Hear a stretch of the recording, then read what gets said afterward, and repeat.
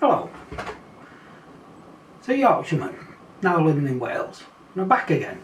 I didn't really sort of want to do this, but I do think there's a point to doing this video. And the video is about the Welsh Conservative Natasha Ashgar and what happened to her in the Senedd. So she was basically stitched up by her colleagues, the Conservatives, and my first thing I would say about that is if I was there I'd jump ship, because in order for this to happen there must have been some sort of deal going on.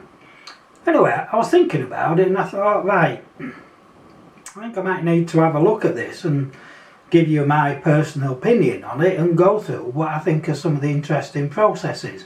So this video might be jumping about a little bit, but it is, I won't say it's complicated, but you sort of have to pay attention. So as you can see on the first slide, basically she used the word blanket to describe 20-mile-an-hour limit policy, which we already know. One of the leader of the Conservative Party did it and they said that was okay. So think about that, that sets precedent. And the other thing is the Standards Commissioner said that the term was imprecise and inaccurate, and then it brought the Senedd into disrepute. The complaint was submitted by Lee Waters, so that's the original complainant. You need to think about that. Now, on a side issue, for me, my main concern is free speech. So when you have elected members, whether you like them or not is irrelevant, in what we call a pretend democracy, and they can't say certain words like blanket, blanket, blanket, however, Prime Minister can say sausages. So I'm now thinking, are we talking about sausages in a blanket? You know, I don't really get it actually. Anyway, so, bit of a side issue there. Sorry, pigs in a blanket, that's what I was thinking about. So is it okay? So could I say pigs in a blanket? We need to be really concerned, because we can't even say anything, and when we do, they don't listen. So, we then have to think about that. Now, as you can see, now I want to really emphasise this on this slide, is at the bottom line, highlighted it, Waters complained on the 18th of April. Now, the interesting thing about that is he made the complaint. Now, part of it is she didn't excuse herself from the proceedings. Now, does everybody know that? Did it make a difference? Do they have a vote on numbers? I don't know, because chances are they won't tell us that. Anyway, the person who made the ruling is the presiding officer, and I do believe the presiding officer is, oh, I've not got a name, I think her name comes up later. So, the important thing as you're looking at this slide and highlighted it is he or she is responsible for standing orders and is the final authority on the interpretation. Right, so this is responsible for standing orders, nothing else. So at that point I then go on to the standing orders and I have a look, and it's a mere 187 pages, but I look for language and disrepute. And the first thing I find as I'm going through, as you can see on this slide here, we have, we have language there, form and introduction, no, that don't fit. Go on to the next one, oh, maybe this one. Using disorderly, discriminatory or offensive language, or language which detracts from the dignity of the Senedd. Right, blanket. Is it disorderly? No. Unless of course it's a flying blanket, then it might get out of hand. Is it offensive? No. Or maybe it is. If you are a quilt, you might not like the word blanket. Does it detract from the dignity of the Senedd? I'd have said not, because I'm guessing some people, oh well, and they won't, they'll only be pensioners who will have blankets because they've now had the money cut. Right, I then go on and look at functions, gender specific, not that I'm aware of, no. Contains language which is offensive, petitions, want a petition. Then we go on to the bill. No, because that's both languages, maybe she said it in Welsh, I'm not sure. I then go into changes structure, language or format process, blah blah blah. No, none of them. So at that point, I then go looking at the magic of the internet, and as you can see here, Welsh Conservative MS gets official reprimand for 20 miles an hour. Okay, so I then start looking at the highlights. Right, the committee ruled, a very thin line, yellow, that she brought the Senedd by using the word, and I think the word was, that's it, noted the language as imprecise and inaccurate. So the word is, we call him blanket. And then, again, I've underlined it, she said, I, Natasha Ashkar, solely and respectfully object to the ruling that I have breached the rules within the Code of Conduct. So she's talking about the Code of Conduct, not the standing orders. Okay. Now, she also makes a point saying that it's stupid. She says absurd, I'll say stupid. Right. And then the committee goes on with noting that the language was imprecise and inaccurate. Well, fair enough. But if the language like a blanket, and I've looked at the legislation, basically it says all votes, you make your decision. So I'd say, as a layperson's point of view, using common sense, I'm going to say, right, okay. And then of course we get on to this bit, which is, if you're looking at the slide, is on the right hand side, and it's, oh, that's it, Elwyn Jones. So she's a presiding officer, and she went to bed, she woke up, and she said, I've changed my mind. Goes on to say, I allowed it to be used in this chamber for a number of months.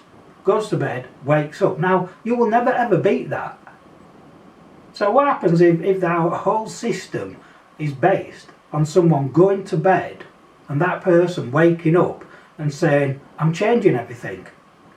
Now, literally, that is not any democracy. I mean, we don't have democracy now because they don't listen to us, but what on earth is that about? You then change your mind. Technically, legally, I should imagine she's set a precedent. But now, she's decided, go to bed, wake up, I'll make a different decision. You see, to me, that smacks more like a personal agenda. But I could be wrong. So, I then sort of had a look and I thought to myself, right, so what's going on with this? So, I pulled up, oh, there she is, and we've got a quick guide to it all. So I thought to myself, right, and that's the bit when I decided, when I found out that she can't really do much. Her role is looking at standard orders only. So then I had a bit of a look, and I went into the news and I got the magic of the BBC. You know, there it is.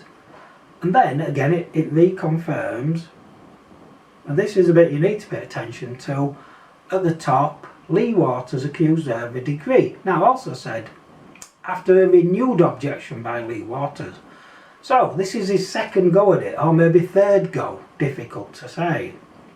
And then it also goes on to say, Mr. Brain did not have the power to launch his own investigations due to conflict of interest. So he said, I can't look at it because I'm sitting on this panel, which is fine. So you could say he did the right thing. And then the standard committee make recommendations. Okay, so he excused himself. So then we look at the next bit, and again she goes on to say, I didn't do anything wrong. And Mr. Bain said it had been accepted, that she was aware that the standards committee, that she must be more precise with the language. Well, fair enough, but either way, a blanket's a blanket, I suppose.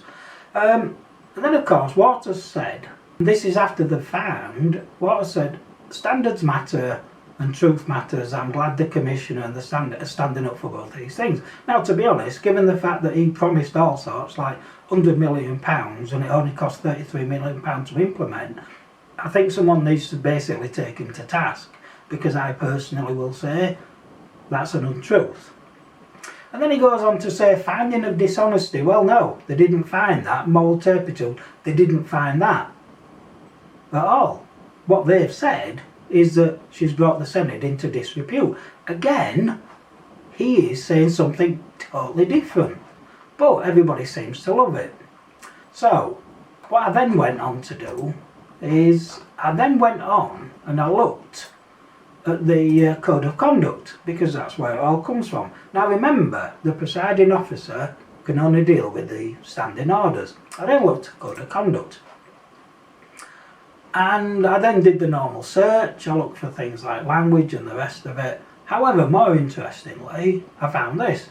Accountability. members are accountable to the public for their decisions and actions, and must submit themselves to whatever scrutiny is appropriate to the public office of the member of the Senedd. Now, I will, when I get around to it, send that to them, asking them to explain how it works. Because last time I said, how are they accountable? I got told, oh, they're accountable at election time. So I'm going to say now, if anybody's watching from the Senedd, hello, how are you doing? This is an untruth. Once again, misinformation, misleading the public. You need to get yourself sorted. Either be truthful or just be plain dishonest. At least we know where we stand. So the next thing, I then looked at honesty. Well, was she being honest? Well, she was, yeah. She's honest. They said she has to be honest. She said it's a blanket. She's honest. So, a lesson to be learned here, never be honest when people ask you to be honest. Now, I've fallen foul of that many times. Bit of a hint, I always start off, do you want me to be honest? When the person says yes, I'll carry on. Now, respect. Did she do it in respect? I think so. I'd say that she respected blankets and carpets all around the world. So I can't disagree with that. Now, did it actually bring the Senedd or its members into disrepute? I'd say not. I'd genuinely have to say no. Now, and it's not that big, but I would look at Rule 20. Now then, Rule 20 is quite interesting. Members must not lobby a member of the Senedd or Conduct Committee or the Senedd Commissioner for Standards or their staff in a manner calculated or intended to improperly influence their consideration of whether a breach of the Code of Conduct again, not standing orders, has occurred or in relation to the imposition of a sanction. Right, we sort of have to come back to that bit. So this bit, what we now need to do is we now need to go back, and I need to find it, where Lee Waters, I found it, sorry for the wait, it's on this slide here, but after a renewed objection by Lee Waters. Now, I would say that is literally in rule of Beach 20, which says must not lobby. Now, to make a renewed is for me is lobbying. We don't know what went on. Was it a formal, I'm not happy with it? Was it just made up? Was it off the cuff? So as you can see, there's a little bit more to this going on. First off, in summary, I'd say that the presiding officer, A, is going against what other decisions are. She goes to bed, wakes up, and then comes out with something different. In addition to that, she only has authority over the, what is it now? Standing orders. This was relating to the Code of Conduct. And in the Code of Conduct, it doesn't really cover anything. The language is not offensive. It didn't bring anybody into disrepute. In addition to that, what it's highlighted to me is that Lee Waters was purposefully lobbying somebody to get a different outcome. Again, that goes against Rule 20. As you can see, a manner calculated or intended to influence their consideration. That's what happened there. There's no other way I can look at that. And then, just to sort of round it off, whether you like it or not, we have human rights. And look at this, freedom of speech is considered a fundamental human right. Now, you can say various things, but seriously, to censor somebody? So, that's the end of the video. I did run out of space, and you can only upload, I think, up to 14 minutes or something like that on YouTube. A bit long, thanks for watching. Hope you found it informative. Click, subscribe and the rest of it, and Friday today. Have a good weekend. Thank you. Bye.